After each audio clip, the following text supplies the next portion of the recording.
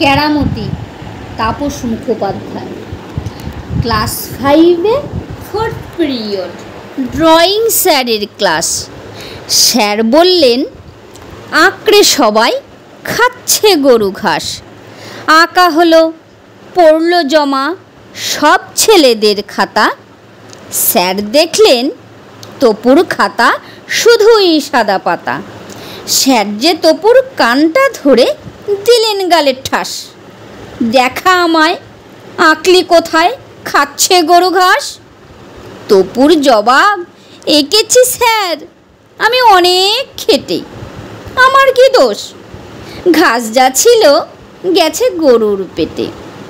Sir বললেন, বোঝা গেল, কোথায় গেল গরু?